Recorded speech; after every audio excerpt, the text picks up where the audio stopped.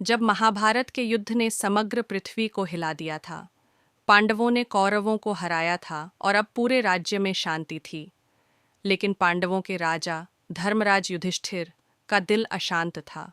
उन्होंने युद्ध के बाद अपने राज्य का संचालन बड़े ही न्याय और धर्म से किया था, लेकिन एक दिन उन्हें यह महसूस हुआ कि अब उन्हें इस संसार की माया से मुक्त होना चाहिए। उनका मन अब केवल मोक्ष की प्राप्ति के लिए तैयार था।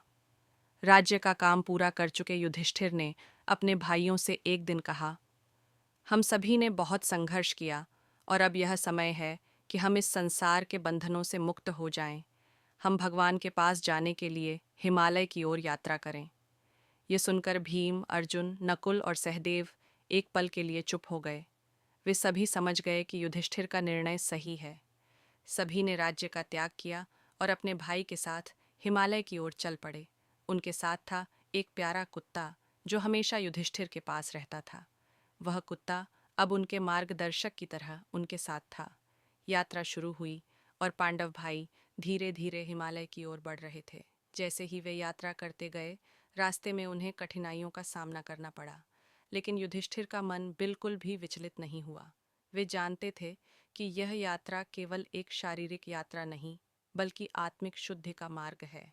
पहले भीम ने उनका साथ छोड़ दिया। भीम की विशाल काया और अद्भुत शक्ति के बावजूद वह अब इस यात्रा का हिस्सा नहीं थे। वह युधिष्ठिर से कहते हुए विदा हुए, भैया, तुम्हारे साथ मैं हमेशा था, लेकिन अब मुझे अपना रास्ता लेना है। युधिष्ठिर ने बिना किसी घबराहट के उन्हें विदाई दी और उन्हें आशीर्वाद दिया। इसके बाद अर्जुन का समय आया। अर्जुन, जो महाभारत के सबसे महान धनुर्धर थे, ने भी युधिष्ठिर से कहा, भैया, तुम्हारे साथ मैंने हर कर्तव्य निभाया, लेकिन अब मुझे भी इस यात्रा से अलग होना है। युधिष्ठिर ने उन्हें भी आशीर्वाद दिया और उन्हें जाने दिया। नकुल और सहदेव भी क्रमशः युधिष्ठिर से अलग हो गए, क्योंकि अब उनका समय भी आ गया था। युधिष्ठिर अकेले रह गए थे, लेकिन उनका दिल शांति से भरा हुआ था। वे जानते थे कि उनका उद्देश्य अब पूरा होने जा रहा था। युधिष्ठिर के साथ हमेशा एक कुत्ता था जो उनके रास्ते में उनका साथ देता था। यह कुत्ता कभी भी युधिष्ठिर से दूर नहीं जाता था। लेकिन एक दिन जब युधिष्ठिर हिमालय की ऊंचाई पर पहुंचे, तो उन्होंने देखा कि कुत्ता अब उनके साथ नहीं था। यह देखकर युधिष्ठिर थोड़ा दुखी हुए, लेकिन फिर भी उनका विश्वास था कि यह भगवान की इच्छा है। दरअसल वह कुत्ता यमराज का रूप था, जो युधिष्ठिर के साथ इस यात्रा पर छिपकर आए थे। युधिष्ठिर ने इसे समझा और बिना किसी शंका के आगे बढ़ते गए।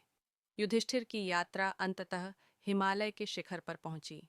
वहां उन्हें यमराज मिले, जो उनके पिता थे। यमराज ने युधिष्ठिर को देखा और मुस्कुराते हुए कहा, तुमने अपने जीवन में धर्म, सत्य और कर्तव्य का पालन किया है। अब तुम्हारा समय आ गया है, तुम स्वर्ग की ओर बढ़ सकते हो। युधिष्ठिर ने भगवान यमराज से पूछा, क्या मेरे सभी भाई भी मेरे साथ स्वर्ग में आएंगे?